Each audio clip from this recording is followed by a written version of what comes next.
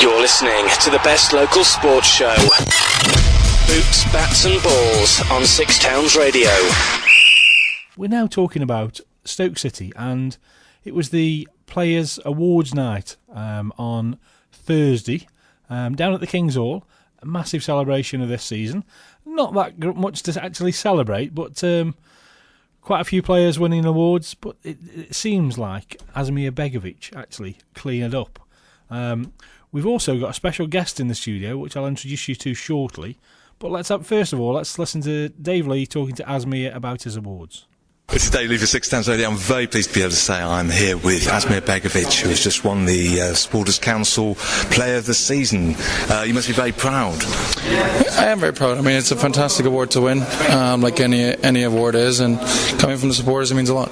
This season's been a bit of sort of like a transitional season for Stoke City, but you've kept the goals out. I think Tony Pulis has been very pleased with the sort of goal difference, and by keeping the goals down, you've really contributed this season. Do you feel that's that's really sort of been seen by the supporters? Yeah, well, I think so, and I hope so. But the main thing is for me this year, I've been part of the team in every game, and I think I've been able to contribute to the cause, which has been great. And hopefully, I can kick on again next year and contribute some more. Absolutely. You mentioned next year. We can't go leave without mentioning next season. There's going to be a lot of goalkeepers at Stoke City next season. A lot of international goalkeepers at Stoke City next season. Are you going to be one of them? As far as I know, yes. I'm looking forward to going back in the summer, going away on a holiday and working hard again to improve again for next year. And obviously, competition is going to be tough. Jack Butland's coming in, so he's going to compete for another spot with the guys that we have already. Thomas Sorensen, well documented how good of a goalkeeper he is. So he's going to be around. So it's going to be tough for us, to fight off the job. But it's up to us to get better and train hard and play well and keep the spot. Well, you're here next season, so good luck and thanks for talking to us. Thank you very much. Appreciate it. So that's Asmir Begovic talking to Dave Lee. Asmir cleaned up at the awards, picking 4 awards up. I'll introduce you to the guests we got in the studio. We've got the supporter of the year, the Harry Potter. Morning, Rob. His real name's Sean, by the way. Well, that was a question they asked me at the awards when I walked up to get the award. They said, "Do you mind if we ask you what your first name is?" So even the award said Harry Potter on it. So there's a little story about the award that, if I remember, I'll come back to because he lost the award, by the way, for a couple of nights, but he's got it back now. So just in terms of the Harry Potter and how did all that come about? Because if you get on Twitter, everyone might not know this, but if you look on Twitter, you'll see the Harry Potter on Twitter under his Twitter tag at Costner Kickbo. So COSNAKICKBO, Potter's lingo at Costner Kickbo. You'll find him there, and you'll find lots of pictures of him, and he's also got a Facebook group with lots of pictures on of him with various Stoke City players, celebrities, various people, and he's always got his fantastic handlebar tash painted in a glorious way, red and white stripes, flags of different countries, Scottish flags for Charlie Adam and things like that. So just explain how all that came about, please. Yeah, basically, not the last November, the November before that, Tommy Sorensen put on Twitter that I'm going to give my 99th international top away. It's the Denmark versus Norway top, and it's very special in his life, so it's going to be a big prize for anyone, and it's for the person who grows the best moustache in November.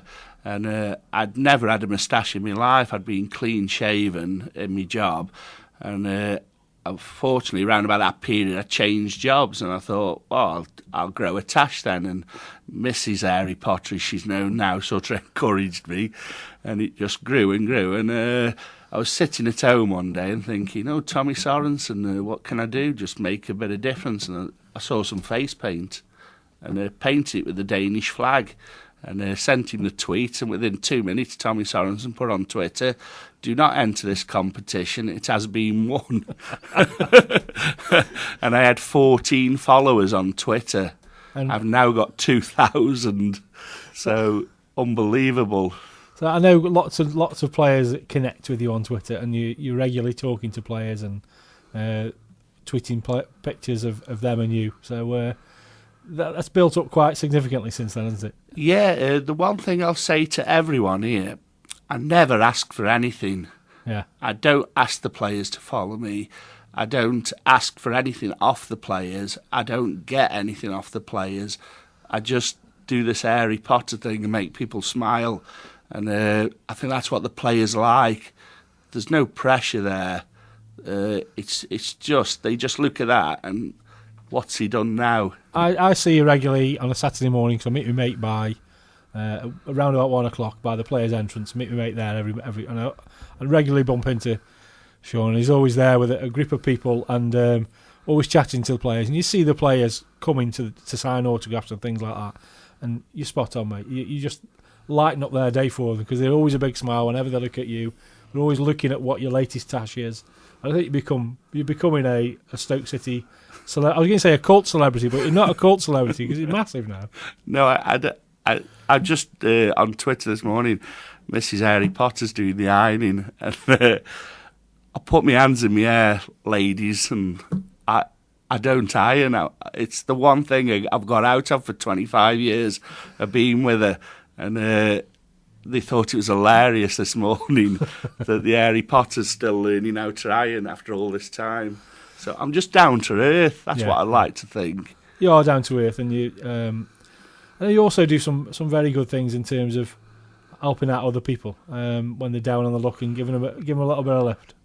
I don't know. I don't do anything. Everyone says I do all this stuff, and so just tell us about the season ticket story. The season ticket's a personal thing. It's quite immense. I know you may struggle with this. I followed Stoke for years, and there was a group of lads, and we went everywhere together. And one of them was my brother, Michael, and unfortunately he passed away. Sort of that start of the Premiership season, unfortunate circumstances and things. And I hadn't bought season tickets for the Premiership, and I just thought to myself, I just wanted him to be there, so we bought 4 tickets for the family, and then we said, I'm going to buy another ticket for Michael, and we've always had it for the last 5 years. And so you have a 5th seat, don't you? We have it's the 12th man. We have the 5th seat, and in memory of Michael, it's in the South Stand. And every week we invite somebody who's just not feeling the best, and we just say to them, join in with us, let's have a laugh, and you put a smile on the face, and I feel like somebody's there as well, so it's great. And I haven't told that story. That isn't a story I've told for the last 5 years. If you know me and you're a close friend of mine, you know it, but it's something that's been publicised a bit recently. Yeah, well, it's a great story, and I think it's in terms of, I think it's important people know. But there's a lot of Stoke fans out there with better stories than that. And, I know, but I think in terms of, celebrating you as a Stoke fan, and that's what the award was for on Thursday night. It's a great story. Just in terms of Thursday night, then I think you also put a smile on the faces of people at the awards, didn't you? It was the transfer rumour, apparently. It was the Harry Potter all over. We were all in dinner suits, and I sneaked off to the toilet and put my Stoke top under me dinner suit and got my hat ready. And when it came round to my award, I took my shirt, tie off and everything, and there I was with my Stoke top on, my hat on, and I walked up to collect the award in my Stoke gear, and everyone in the room just started laughing. And when I got to the stage, the first thing I did was get on my knees and say I was not worthy in front of Ryan Shawcross. He just started laughing. And then I got up to the microphone, and John Akers said, we'd like a few words with you. And he said, what is your real name? And I said, Sean. And everyone just laughed because they called me the Harry Potter. And so I took the microphone off John Akers and I said, do you mind if I just do a little speech? I've got it prepared. And he said, fine, it's up to you. And I said, this morning, Mrs. Harry Potter said at breakfast, write it down so you don't forget. So I pulled the Kellogg's cornflake packet out, and on the back of the Kellogg's cornflake packet it said bread, milk, cheese, butter. She'd give me the shopping list.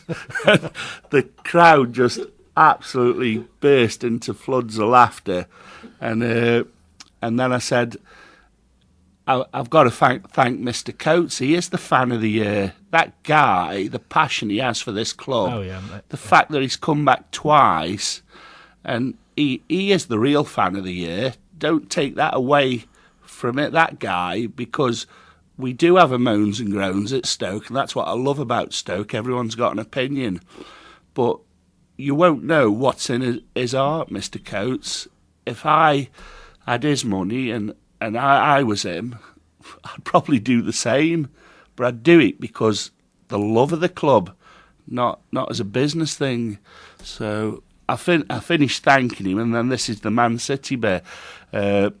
I said openly that I've had an offer from Man City because the IT guys at Man City follow me, and they often tweet me on the Man City website, and I said they have offered me quite a special deal. One of it, which I forgot to say, was I could sing the Yaya Toure song. But I said I sent my agent in to see TP with some demands, and he's met every one. And so I've signed a contract for life with Stoke, and the 3 demands that I asked for is one that Wilco scores, and the crowd just lost it. Yeah. And then I said the other one, that Robert Tooth smiles once, and they just thought that was hilarious. And I said the third one, as long as I'm the Harry Potter, and I hope Stoke honour this, I hope somebody from Stoke's listening, that I have an hat for life, and with that crest on, that's my hat. And then I just couldn't think of anything else to say. And everyone, and Kath, my wife, she said, Sean, I am not being funny, you did not see this, but you had a standing ovation from the floor and the balcony. There's a young girl here today. Philippa, just share with us how that reception went. Because you were there at the night. Well, everybody knew as soon as, because they did the big thing on the screen, and he was facing backwards, so we saw him from the back, and everybody behind me in the front were going, it's Harry Potter, before they even saw his face.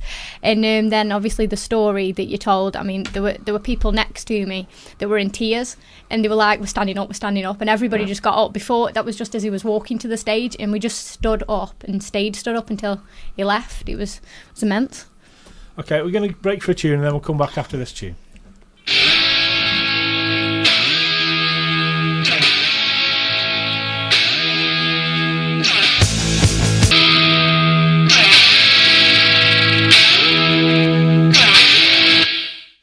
Okay, we'll come back to Sean shortly. Before we do that, we've got an interview with John Walters at the Player Awards. John, it's been a bit of an indifferent season for Stoke City, but the great thing is the goals have come flowing back for John Walters. He must be very proud of this season. I think the first year he scored 12 in total. Last year I think it was 11. This year I'm currently on 11. But yeah, going well in terms of where I'm playing and the return of goals, and just hopefully add one or two more come Sunday.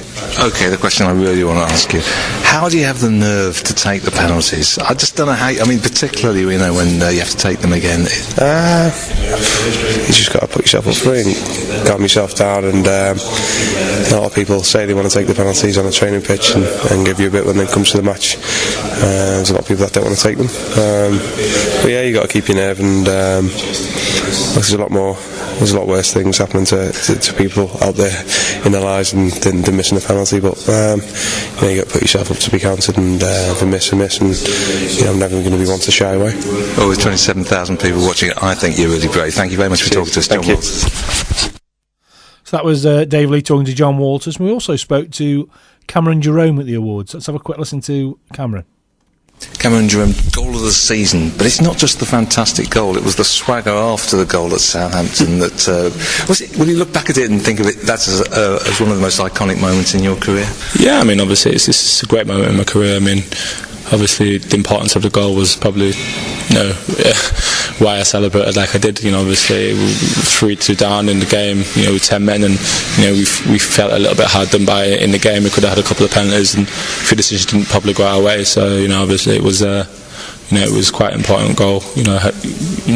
Come now, we're looking at the table, being mathematically safe at 41 points. I mean, you take that away, and you could be 40 points, and looking over your shoulder still. But obviously, them points add up, and obviously the goal was a sweet goal, personal point of view. And it wasn't just that goal, of course. The goal against Newcastle, Palace, and every one of your goals has been pretty brilliant this season. You're certainly hungry for goals, aren't you? Yeah, definitely. I mean, as a striker, you've got to be. It's your job to put the ball in the back of the net. I mean, we don't score many goals as a club, in open play. So, obviously, it's something what we probably need to address. And we've got the players who are more than capable of scoring goals. I mean, if you look at our forwards, I mean, it's Peter Crouch, myself, John Walters, Michael Owen, Cameron Jones. We should be scoring more goals, but what is that down to? Is it down to the way we play, or to the players not being up for it? And obviously I think the players are definitely, if you look back through people's careers, before they come to Stoke, they was quite fluent, in scoring goals, and it's one of them things really is a striker's, that's what you want to do. You want to put the ball in the back of the net. That's what you're paid to do, and you don't think otherwise. Thanks very much for talking to us. Great to hear from two forwards there, Cameron Jerome and John Walters. It's time for a next bet tip. Next bet, we want goals. Next bet, we want goals. Next bet, we want goals. Next bet, we want goals. I might struggle with the pronunciation of this one, so apologies in advance, but Pacos de Ferreira versus Porto, and the last game of the season in Portugal, and if Porto win, they win the title. After winning against Benfica in the last match in the dying seconds, they now have given themselves every chance to claim the title. A draw won't be good enough though, only a win will do, so they're backing Porto for a Porto win. So back to Sean. Sean, you've got a few stories of the evening. You were chased down by a couple of goalkeepers. Yeah, Tommy, obviously I call him the Great Dane because he invented the Harry Potter, and he had a lot of time for me, and he sought me out and he said, mate, that was emotional. And I said, Tommy, the fact that you even talking to me is emotional for me. And he said, no, you deserve it. We, as the players, like people like yourself, who we can talk to, we're just like you, we're no different just because we kick that ball around the pitch every week. We're still people, and he touched me a bit. He was connecting, and as I turned me back, Asmir tapped me on the shoulder and said, 4 awards in his hand. He says, that's a nice award you've got. He says, really enjoyed it, and I'm very big in Bosnia because Asmi has pushed me. I've got a lot of Bosnian. I was in a big national Bosnian newspaper the other week with me Tashis for Bosnia, so I really thank Asmir for that, and the fact that I gave him, I must say, Mr. Rob Ledgar on 6 Towns Radio does a lot of work for everybody, and he's done some work for the Harry Potter, and he knows what it is. And I have given a few things away with an Harry Potter logo on, courtesy of Rob Ledgar. And Asmir Begovic does own a couple of things, so he was really happy. These Harry Potter T-shirts I did for you. Yeah. And we've also, we're going to get a couple of other things. He had a mug off me, which he just said, that's worth more than anything. And Andy Wilkinson, what a great guy he is. That smile, I would pay to have Wilco's smile. He came up to me and we stood next to one another and we were having a laugh, and I gave him my phone and I said, would you take a picture of me and Mrs. Harry Potter? And he's like, oh my God. And I just looked at him, he started laughing, and I said to him, wow, Andy, yours is ever so little compared to mine, because my trophy was like twice the size of his. And even Robert Tooth on the table behind started laughing, I'm sure he did.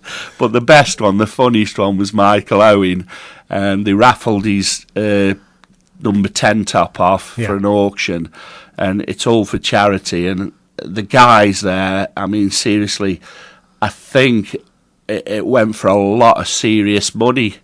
And I said to Michael Owen, what was the 10 on the back of the shirt for how long you've played this season. 10 minutes.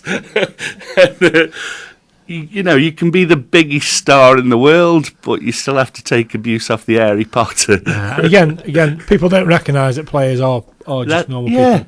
And I think there's a lot of fan worship and that sort of thing. But if you get to know some of the players, and I know a couple of the players, and, they're just like you and me. Well, they're 22, 23, 24, 25. They haven't had the life experiences that a lot of people like ourselves have got.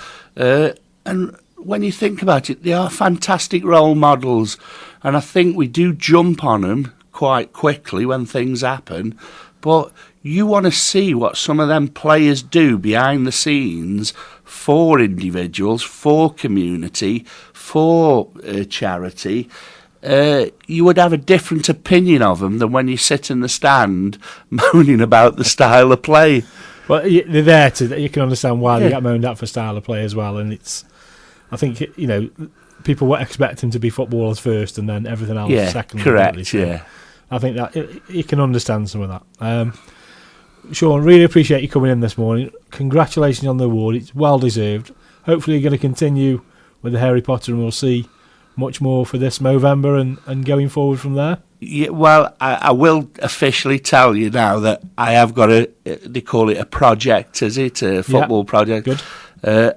I will retire the tash in not next season, the season after, because I hit a certain age, and I think that's the time to hang it up. So hopefully with 6 towns and everyone, we can get some kind of comp to get the next Harry Potter. Hopefully, that's how I wanted to carry on. I didn't know anything about this, so we'll have a chat about that later. And we'll break for ads, but thank you very much for coming in. Cheers, mate. You're listening to the best local sports show. Boots, Bats and Balls on 6 Towns Radio.